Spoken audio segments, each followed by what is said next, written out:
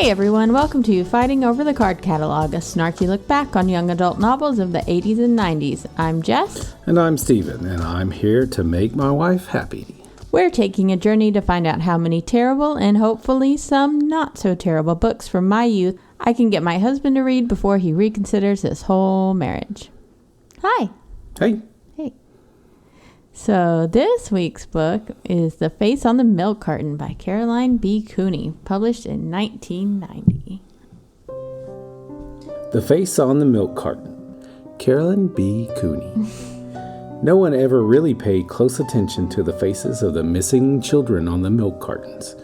But as Janie Johnson glances at the face of the ordinary little girl, hair in tied pigtails, a dress with a narrow white collar, a 3-year-old who had been kidnapped 12 years before from a shopping mall in New Jersey, she felt overcome with shock. She recognized that little girl. It was herself. How could it possibly be true?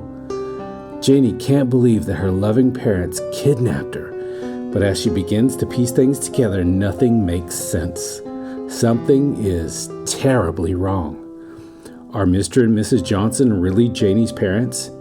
And if not, who is Janie Johnson and what really happened?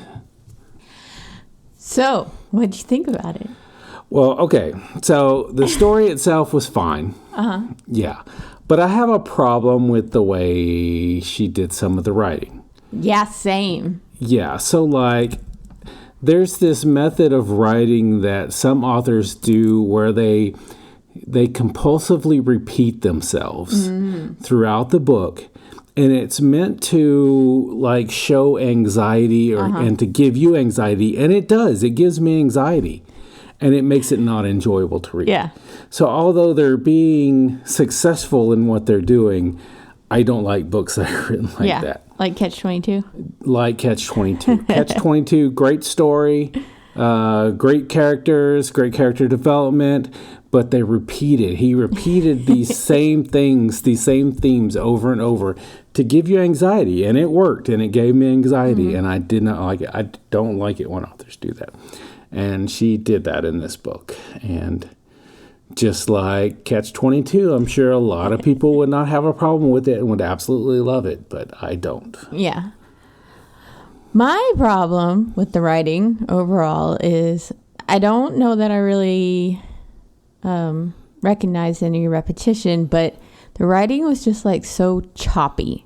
Yeah. And strange to me. And see, I think that's trying to communicate, Janie's confusion and anxiety, but it's just like really jarring to me, and it was too much. Yeah, the repetition is really just the whole thing about her questioning about her being kidnapped. And like she at one point says, I'm just going to say no to New Jersey. Well, no, she says it multiple times. Yeah. And not only just inside of her head, but she says it multiple times. To like read. To read. Yeah. Yeah. So that, it's that kind of thing. And it wasn't just that. There were multiple things in there that she did. Yeah, it's her flipping back and forth a lot. Yeah. And Reeve does that too. Between being supportive and just to me, wanting to fuck her. I understand there's the anxiety, but you know what? You can cut a few pages out of the book. Yeah. If you just get rid of that, and it wouldn't be a repetition, and it will still be just as anxious because you wouldn't have to go 10 pages later and then repeat yourself, and then 10 pages later and then repeat yourself. Yeah. Yeah. I tried to find a literary term for that. I couldn't really find one. There's like ones where they repeat words within a sentence or certain phrases, but it's not like you repeat it once in the book and then you repeat it 10 pages later. There are terms for like when you repeat the same word in the middle of the sentence for like 5 sentences and straight, stuff like that. Or like it was the best of times, it was the worst of times. That kind of stuff has names, but I could not find a name. The closest I could find was a psychology term of compulsive repetition. Okay. Yeah. It's like a form of OCD? Partially, and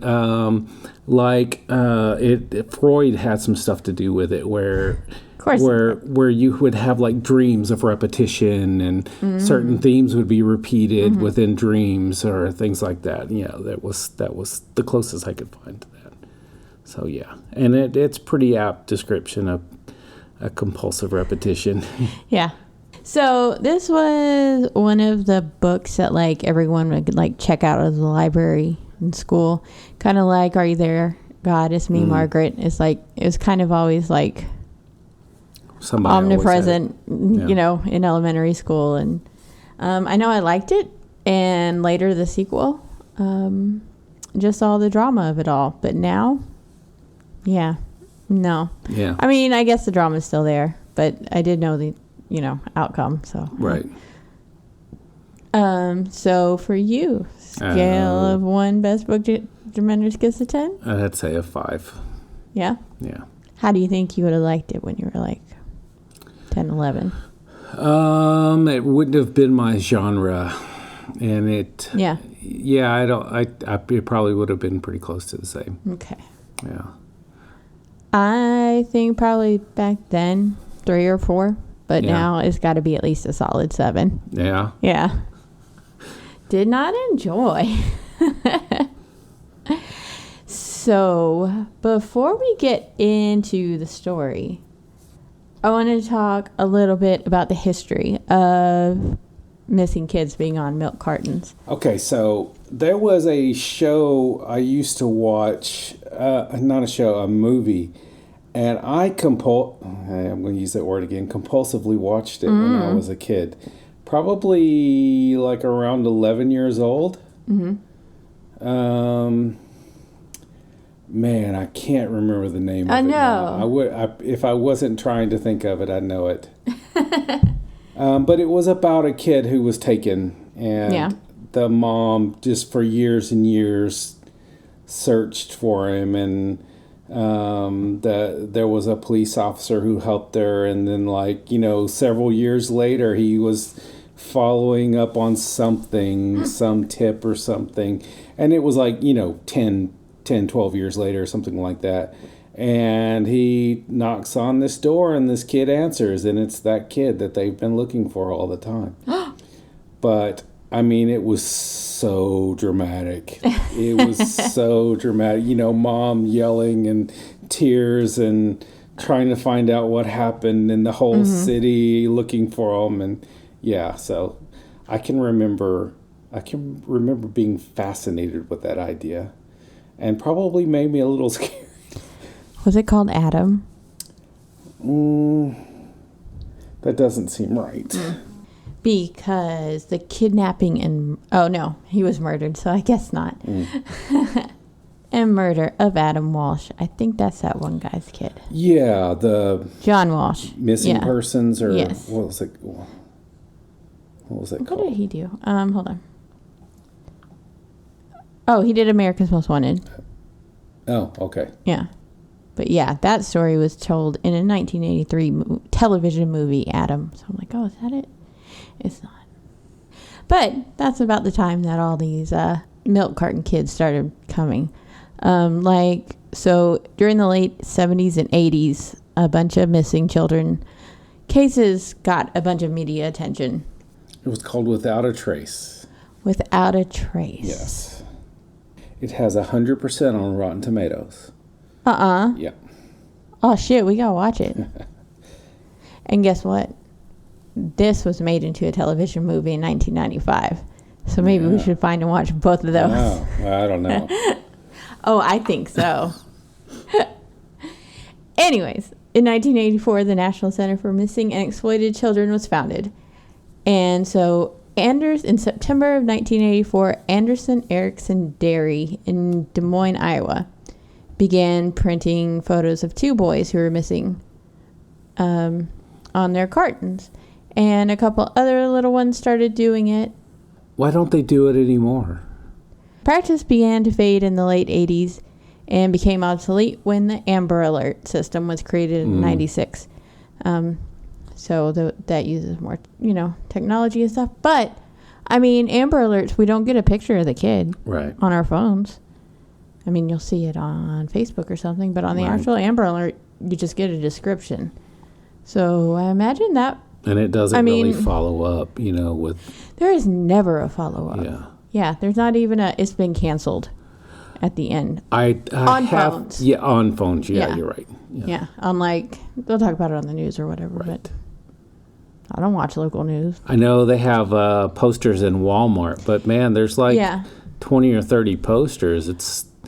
Right, it's hard to focus your attention on anybody and really look at the face like you would on a singular milk carton. Yeah. So did you see a bunch of them? I'll be honest, I don't actually remember seeing faces on milk cartons. Yeah, I did. Actually in school, on the small milk cartons, I remember. And I remember on the quart size. Like from the store? From the store, they would have them, yeah.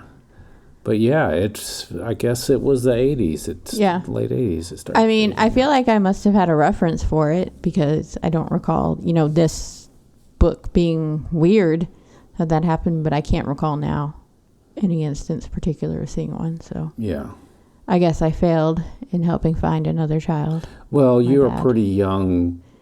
In the 80s. Yeah, and so that probably wouldn't have been a big deal anymore. But since I was so obsessed with that freaking movie I would say I probably watched it a good 30 plus times over the course. Why?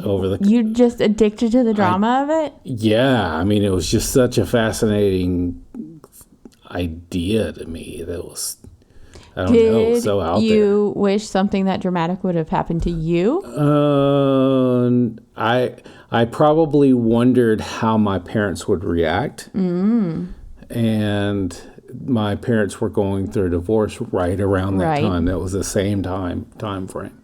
Okay. So, that probably had something to do with it as well. Well, good lead-in, because most of the abducted children pictured on the milk cartons during the 80s were taken by a non-custodial divorced parent and not a stranger.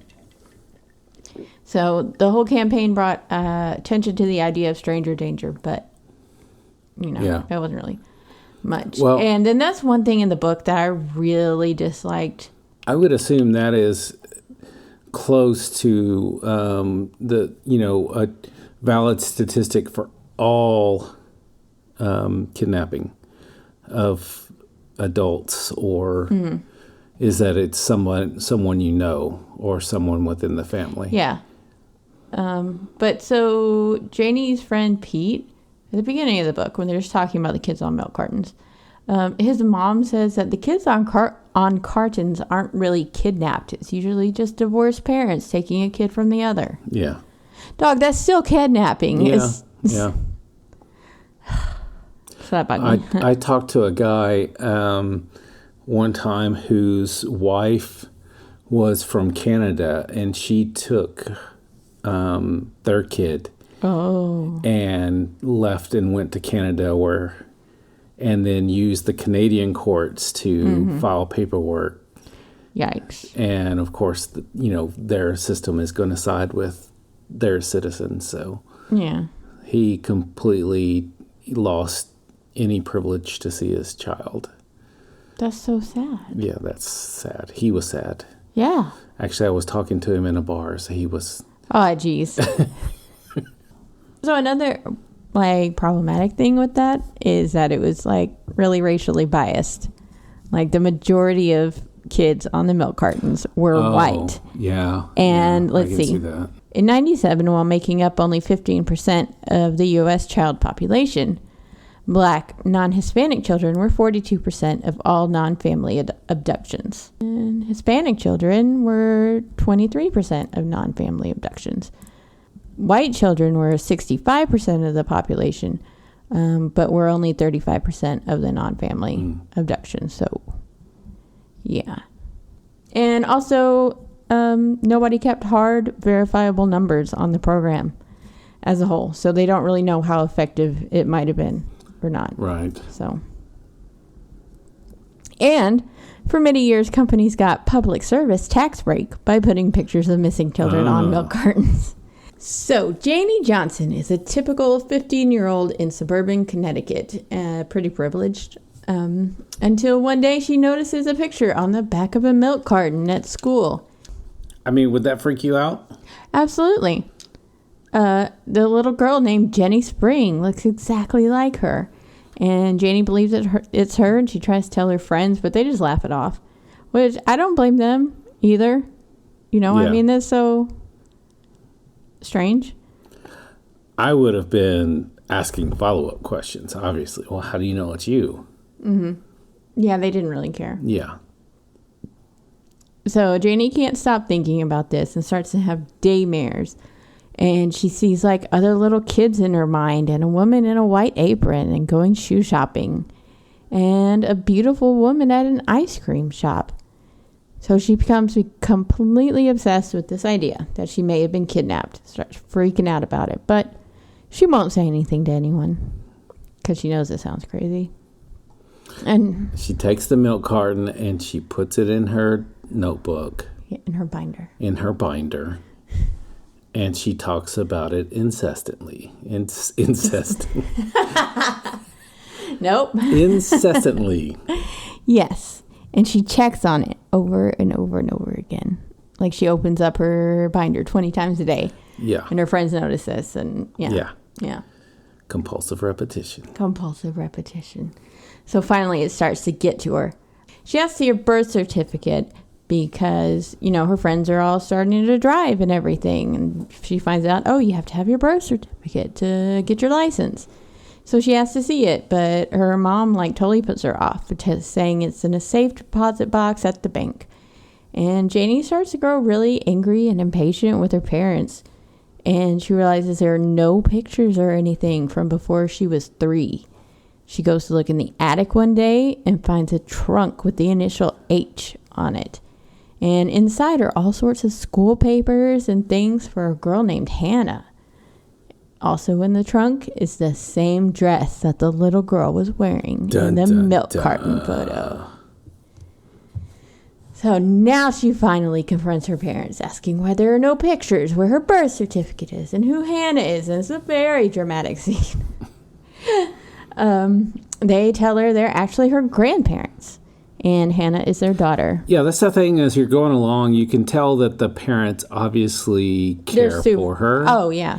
And don't seem like people who would just snatch a kid from a store. But, I mean, you know, how would you know? Yeah, I don't know that you would. Anybody can come off of this. I don't know.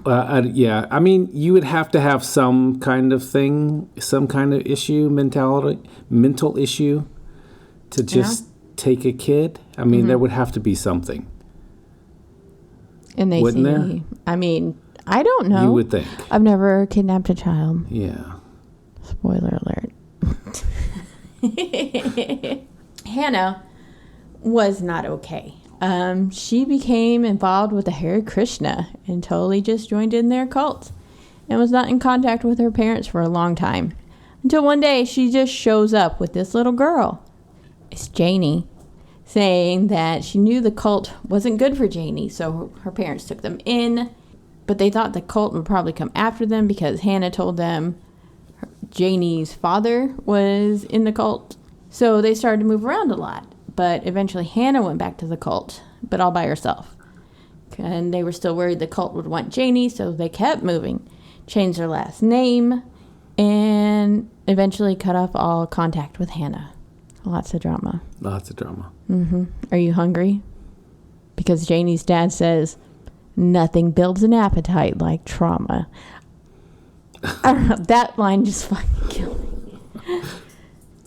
So Janie accepts all this, and she feels a lot of relief and goes to bed that night all comforted. But when she wakes up the next morning, she still has lots of questions because, that damn milk carton was never explained. How the fuck would that happen? Why would some random people put that out there? Unless it's a cult, I guess. Yeah, I mean, they could. Absolutely. Yeah. Especially like if the dad knew that the kid was there and wanted his kid back. Yeah. I mean, I would. Well, that's cool, but you're not in a cult, are you? Well, kind of. Yeah? The cult of humanity. Oh my God, okay.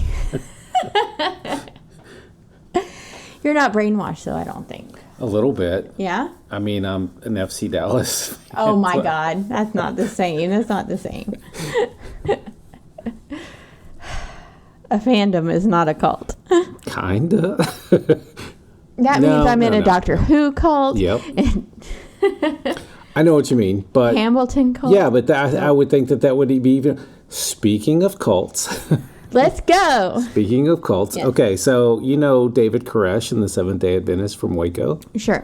So, you know, they originally started their group right outside of Palestine, Texas.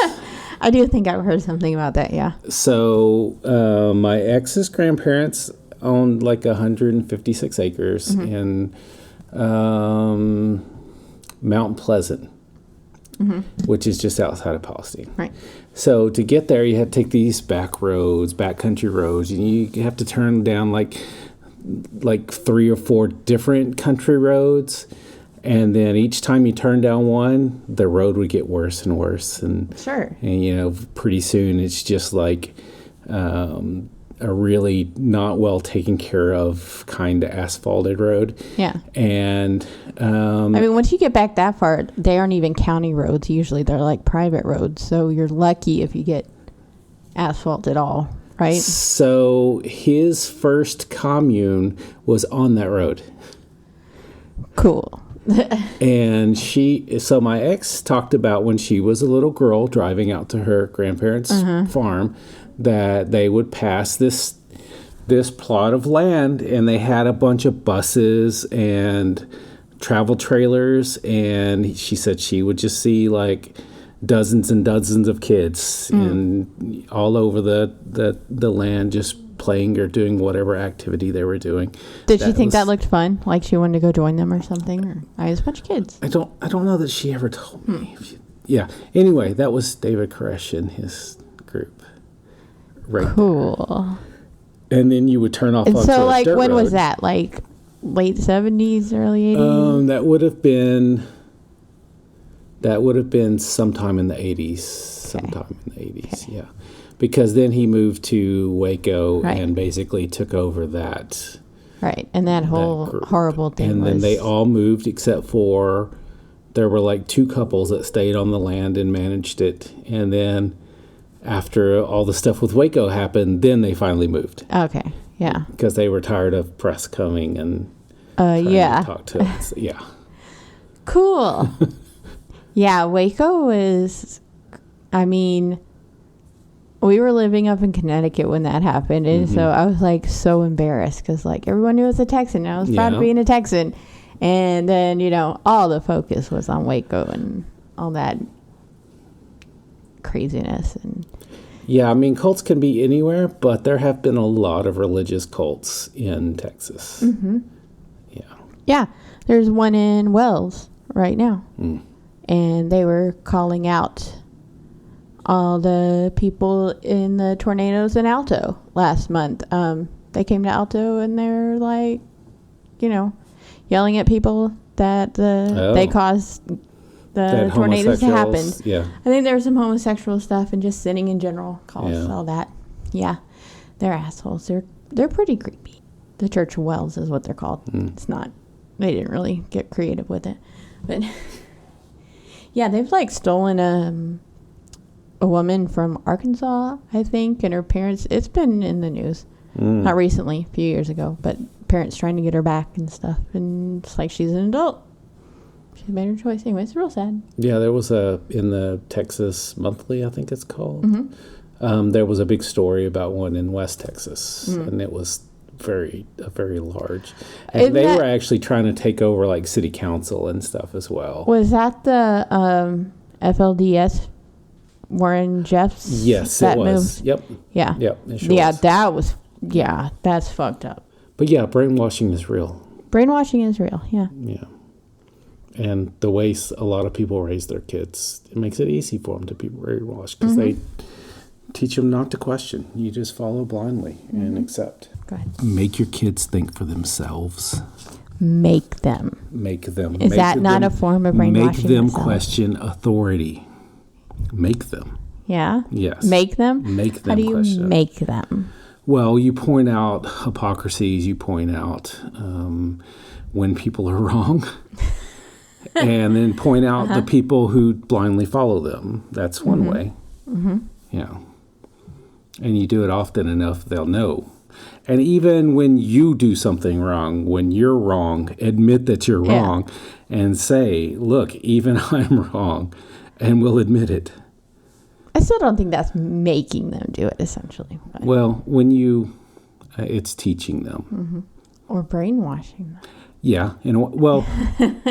All thought is programming. Yeah. All external things that come into your mind is a form of programming. Just like programming a computer. Whatever goes into your mind becomes your hard drive. So, everything is a programming. Okay. But you can teach them to be intuitive and think for themselves. Like Megan's ex-stepfather. He did not like them questioning. Oh, and I always wanted them to question me. And if they could change my mind by debating me, that was fine. Then I would change my mind and whatever. No, but that's so much more difficult to parent. Yeah, whenever he said something and they questioned him, it was, I'm the parent. You don't question me. You just do it because I said to do it. That's such bullshit. You can't get respect like that. No. Especially. And you don't want to teach your kids to just follow blindly because you said to follow blindly. But I think a lot of parents do. Absolutely. I mean, my parents were very bad about it. Yeah. Because I said so was the reasoning for most of the things in my life. Yeah. Yeah. Yeah, because I'm the parent. That's why. Yeah. That's bullshit. That doesn't teach anything. And it leads down a dangerous path. Like, I don't believe in respecting your elders just for the fact that they're elders. Yeah, I can remember my brother's kids doing something while I was hanging out with his ex. And I was like, your dad doesn't let you do that, and would get mad. He said, yeah, but he's not here. But whenever he's around and you're going to get yelled at for it, they don't do it. So it's only when there's an authority figure right there.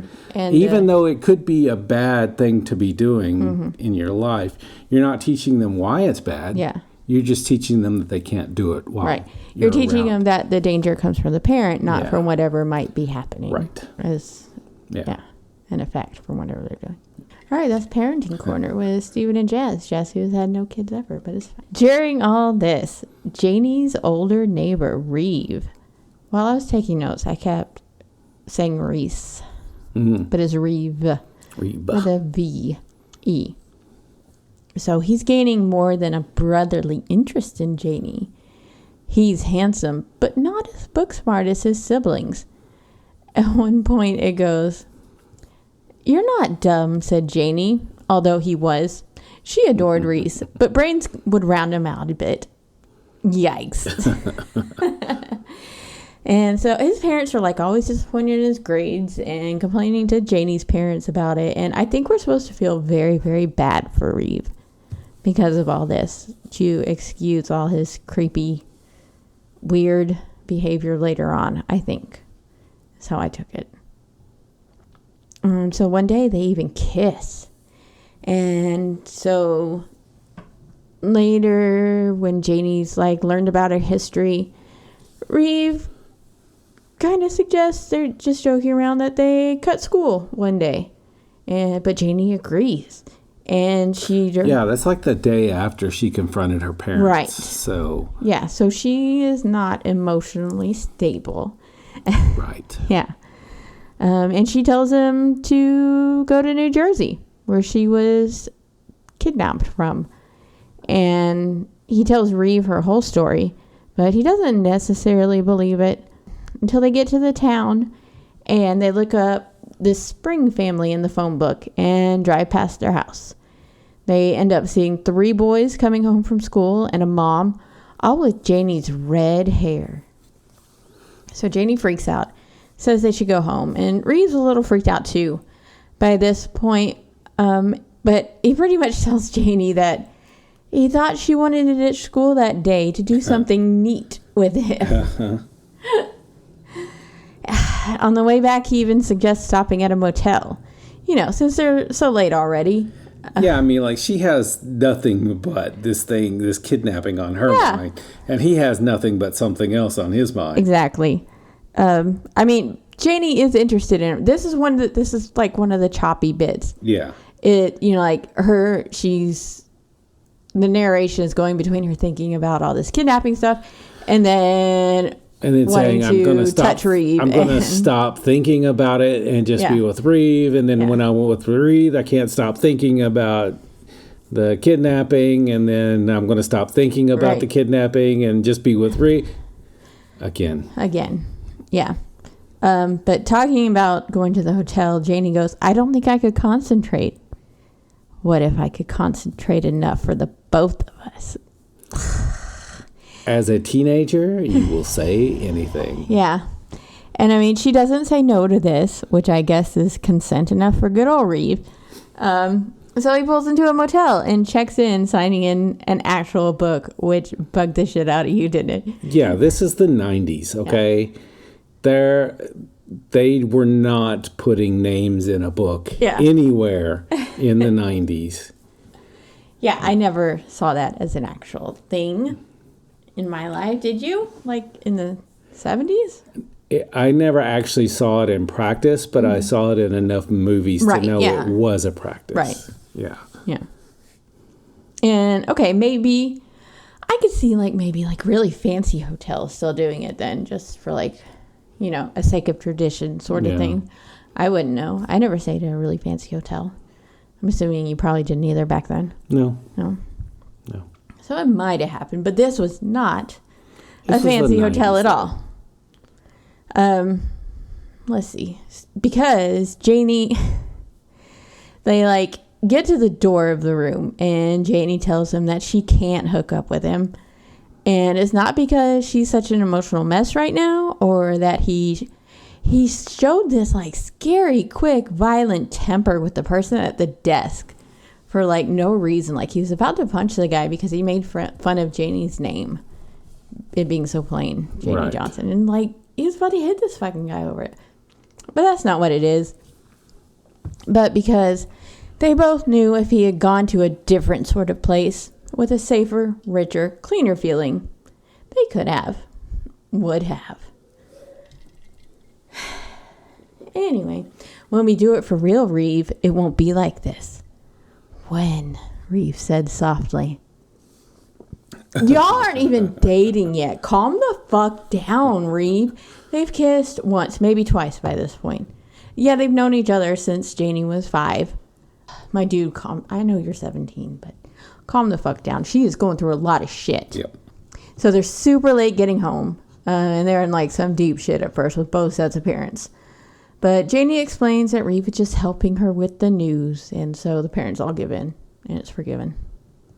So Janie decides, probably after another turn of, I'm going to forget about New Jersey. Oh, no, wait. Let me go look up the kidnapping in the newspapers. Yeah, there was somebody mentioned something about having a story in New Jersey in their newspaper. In the New York Times. And she was like, okay, they live in Connecticut. And, which, I mean, they apparently is pretty, all of it's kind of close to New York. But I mean, girl, yeah, the New York Times covers New Jersey. Shut the fuck up. Yeah, so then the guy mentions that they have microfiche of all the New York Times stuff. So, of course, she can actually. So she comes up, she's like, she says something like, I'm sure the Soviet government was doing something 12 years ago. So she says, I'm going to do my term paper on Stalin and Khrushchev and stuff. Yeah, so she can go and look up all this stuff from about then. I don't miss microfiche. No. I don't think I had to use it that much, but I do recall having to use it. And my God, that's a pain in the ass. Yeah, I mean, that was the search engine type thing at the time. And that was very bad for getting information, But Janie does find the information she's seeking. Yeah. I mean, she finds the name Jenny Spring in the index or whatever. Yeah, okay, so I didn't know this was a thing. I cannot see I cannot see a Connecticut library. No, I love my Connecticut library. Thank you. Indexing the New York Times on a daily basis. Yeah, that's buck wild. Okay, That I thought would that was be weird. a full-time job for probably multiple people. Yeah. Yeah. Yeah, and I don't see the New York Times doing it themselves and then sending out all this information to other libraries. Plausible, but think about the amount of information in the New York Times. Yeah. You would be getting like decks of cards every week. Yeah. It would be so overwhelming. Yeah. Yeah. That's not going to happen. So it was so lucky that she found that. So lucky. I mean, just really dumb luck that happened to follow just the way the plot needed to go. Whew, thank goodness. Yeah, so she goes to look it up, and she does find the article. And yeah, this little girl, Jenny Spring, was kidnapped from a shopping mall in New Jersey. And it says, it continues on page 34 or something. And she gets to it, and she can tell there's this big old family photo. And she closes her eyes. She's like, I can't read anymore. If I look, I'm going to know their names. I'm going to know their faces. And that's too much for our little emotional mess to deal with right then. And I don't blame her. But hey, let's not talk to our parents about that. Nope. Yeah, she still has not talked to them about the milk carton or anything. So one of Reeve's older sisters is studying law. So he decides to tell her the entire story. And Janie's like rightfully pissed. I don't blame her. She doesn't even like his sister. But it comes in handy later, of course. Yeah. But he and Lizzie, that's his sister, have it all figured out that Hannah kidnapped her from the Springs.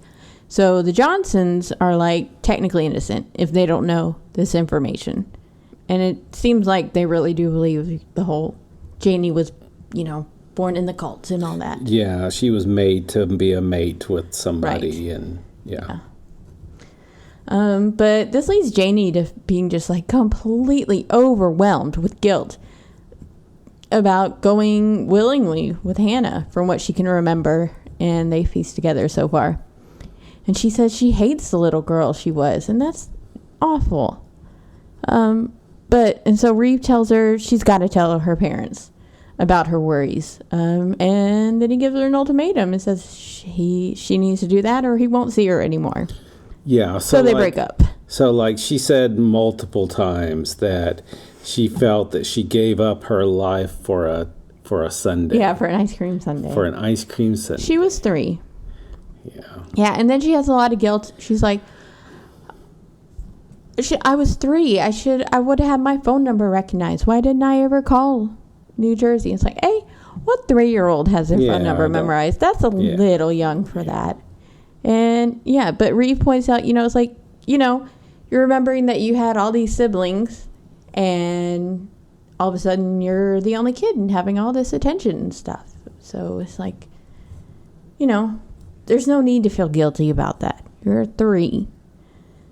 But yeah, she's got all this major guilt. And she's been journaling all her thoughts and theories in a notebook that she kept with her all the time. And she condenses it all down to a few pages and sticks it in an envelope and addresses it to the Springs, never intending to mail it. But then she loses the envelope. And so she's like all worried, like, some, good Samaritan will put a stamp on it or something. She is completely freaking out. She goes and interrupts Reeve in class and tells him and all the rest of the class that she needs his sister's number. And so they call her, and then they all tell Janie's parents the entire thing about the Springs and the milk carton and what probably happened with Hannah kidnapping her, and discuss all the possible outcomes if the letter does get mailed. At the end, Janie's mother gets up and dials the Springs number. And the book ends with Janie saying, "Hi, it's your daughter, me, Jenny." And then you yelled, "What? Fuck you. Yeah, like that. To be continued. That's what it just should have ended with. To be continued. Yeah. Because we got an audiobook of it from the library and we were listening to it yesterday. So I thought it was going to be like different people within each of the books. And when I told you it was a series. Yeah. So like it was going to be a conclusion at the end of this one to this person's story. No. It was not. It was not. You got angry. Not angry, but yeah. Yeah. It'll continue with whatever happened to Janie, which is interesting. We'll definitely do that one because, it's fucked up. But your reaction was priceless. It just got to the end. What? Fuck you. So, there was some insensitive shit in this book. I know it could just be written off as like teenagers, being ridiculous or whatever, but it really trivializes shit. Like, for one thing, the Pete thing, like I told you before, talking about how non-custodial parent kidnappings aren't really kidnappings. Bitch, they are. Reeve loves floods. There was a wonderful flood the year before requiring the National Guard to rescue people. So Reeve begged his parents to buy waterfront property. I hate you, Reeve. Like, just this past weekend, there was such bad flooding back in our hometowns. I mean, I can say that, like, goddamn, coming from a little town, it was kind of exciting when there was a tornado around. As long as it didn't happen to you. As long as you were on the periphery of it. Mm-hmm. But, yeah. But to beg your parents to live in a place where it was more possible it could happen? Yeah. Fuck you, Reeve. I don't know. It just came off so bad. And then there's a bunch of weight obsession with her mom. Did you pick up on any of that? Yeah, but that's real life. There are a lot of weight obsessed people in the world. I know, but to be telling your 15-year-old all this, like they take a cake decorating class, and her mom's like, "I'm the skinniest person here aside from you, Janie," and Janie has a daymare in the middle of getting ice cream out, runs outside to rake leaves and to kiss Reeve. And when she comes back in, her mom says, "That showed such principle, Janie, to get exercise instead of indulging in forbidden foods." That's how kids get eating disorders. Yeah. Yeah. Yeah. You feel shame for eating. Mm-hmm. Absolutely. And there was a lot of this in at least girls' books in the 80s. Oh, and just one little instance. They were asking a guy in New Jersey for directions at a gas station, and he was a youngish man in need of a shave and a good weight loss program. There's a really weird paragraph about Janie's obsession with nightwear. Oh, okay. Including the disturbing. She had everything from bridal trousseau type gowns to teddies. You're 15. They told us about, Janie's father not wanting her to be old enough to drive and stuff, and he's okay with bridal trousseau type nightgowns and stuff for his precious baby girl. That just seems weird. And there's no reason for it. It's not called back ever in the rest of the book or anything. It's just, I don't know, it's just weird. Was that to maybe make us try to sexualize her in our minds because of the whole Reeve storyline? Possibly. Yeah. Good call. Gross. So she calls her friend Adair at one point, and she can only talk for a little bit because she has total phone. And I looked this up because neither of us knew what it was. Yeah. I couldn't find anything because I just kept getting total wireless sites and stuff like that. Yeah. So I wonder if maybe it was the 90s though. I was going to say maybe it was something to do with party lines where you have your own line and therefore you can talk on it whenever you want to. No, I think it was call waiting. You think it was call waiting? Yeah. Yeah. Never heard that term before. No, me neither. Phone. Yeah. And it wasn't like capitalized, like it was a branded sort of thing. It was just, she had total phone. What are you talking about, Janie? Anyway, if anybody knows what that means exactly. What are you talking about? Yeah, let us know if you know what it means exactly. How old was she? Let's go back to her teenage years and see what phones were doing that. Okay. She's like, that's still a thing, right? Total phone? All the kiddos will know what that means. Let's see. She was born in 47, so she would have been 15 in 62. Around my mom's age. Yeah.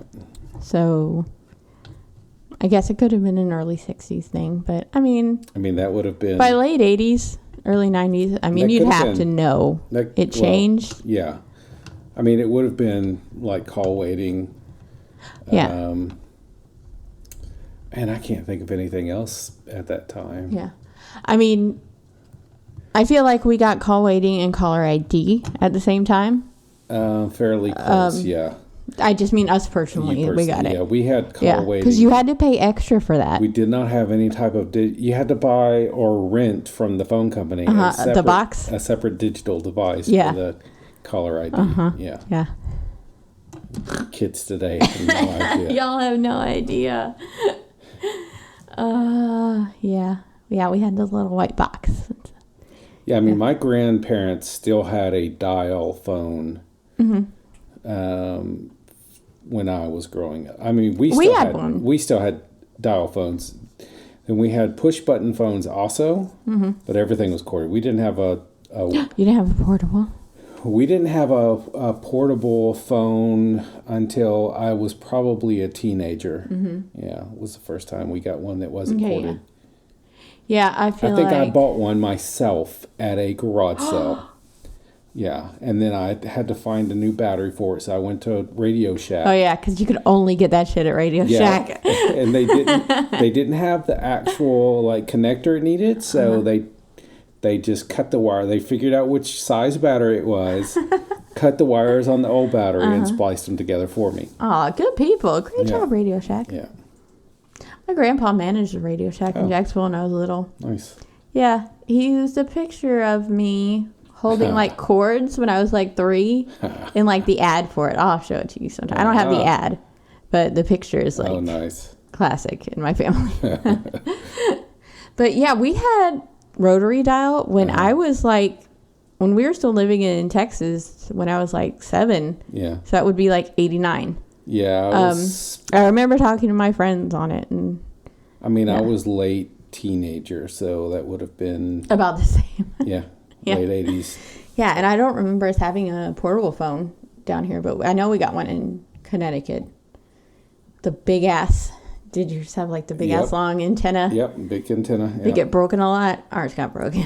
No. Probably my fault. No, I think because by that time I think it was just me and Mom living in our house.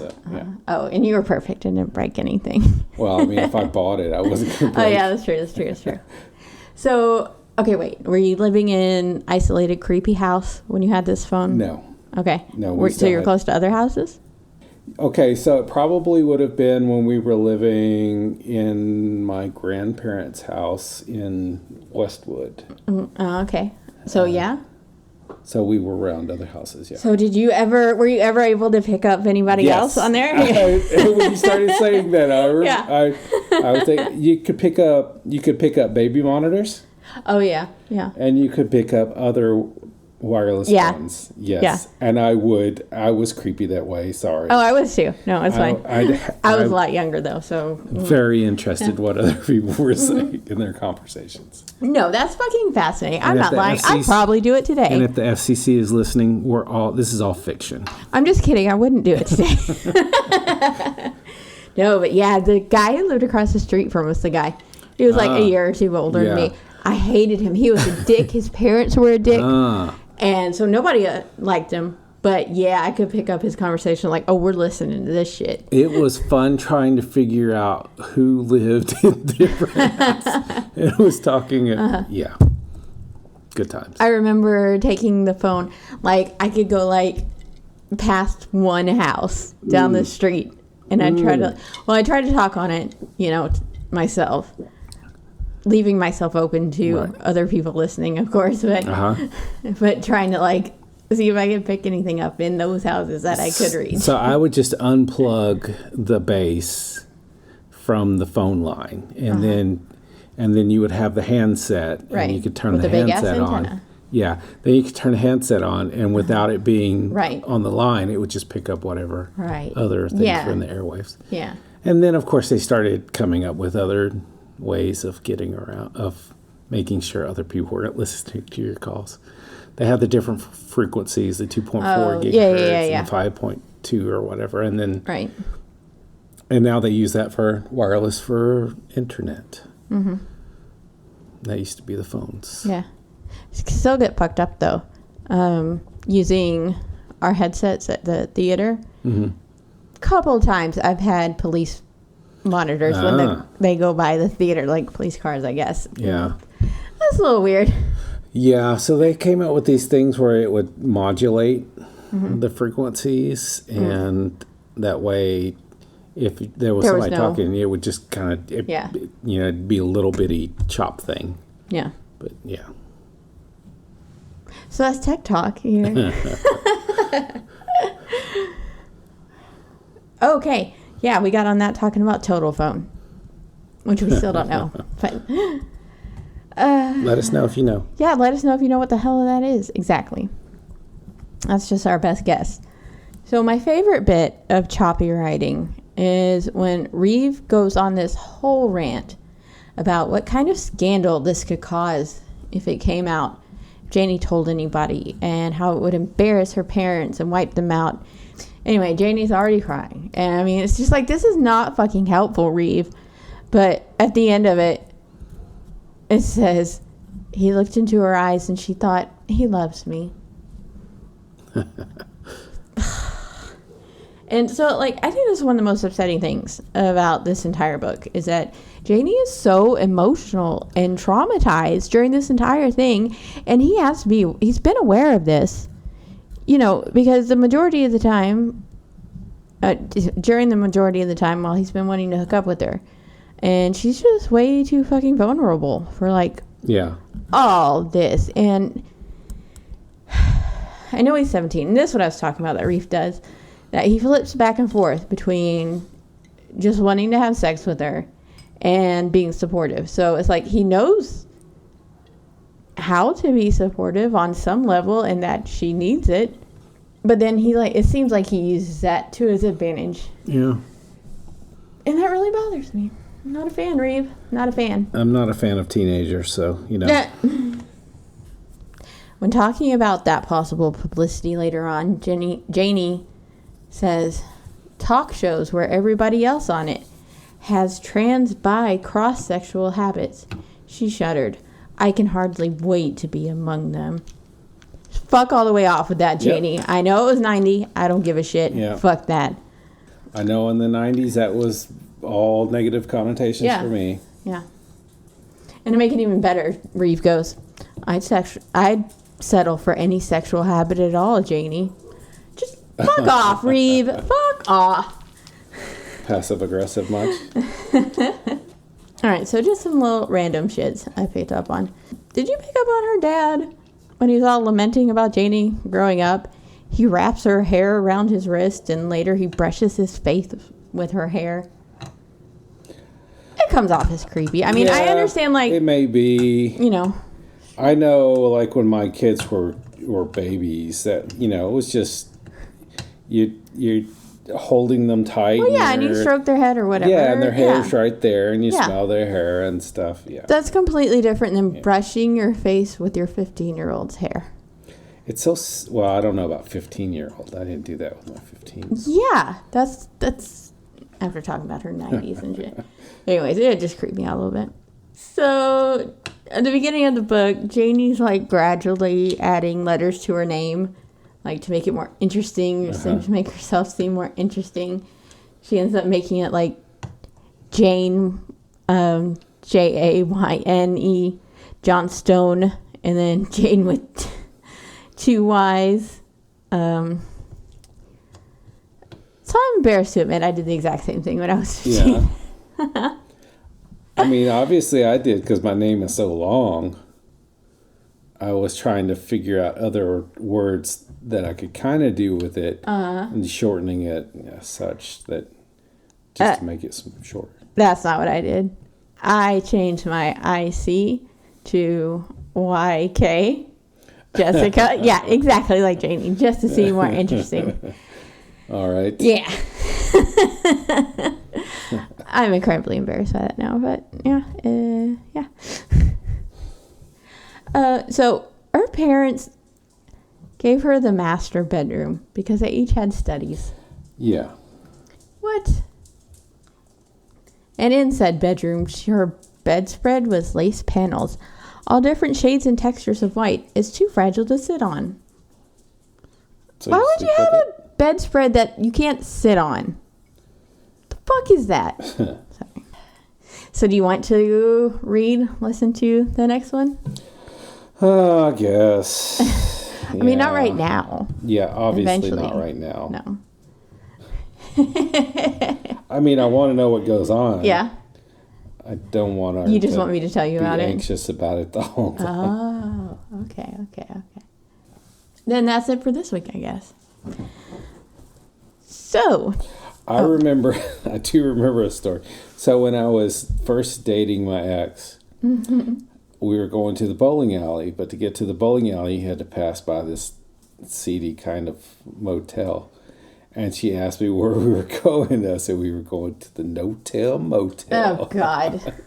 I've heard that phrase before. It's icky. And then I actually turned into it. she like got real stiff. I was that like, was mean. That was mean. Do you think people might think it's weird how much you bring up your ex? I don't. Well, I mean, that was like... Yeah.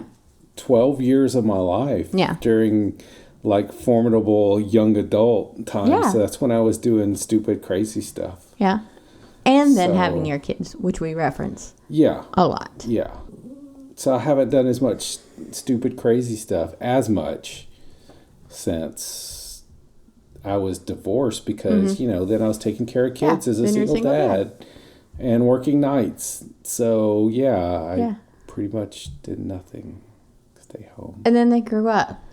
Yeah. And then you met me. Yep. And it's like, well, that's enough crazy right there. Yeah. I just wondered if people might think it's weird, but I don't have a problem with it, and it makes sense. And so, yeah.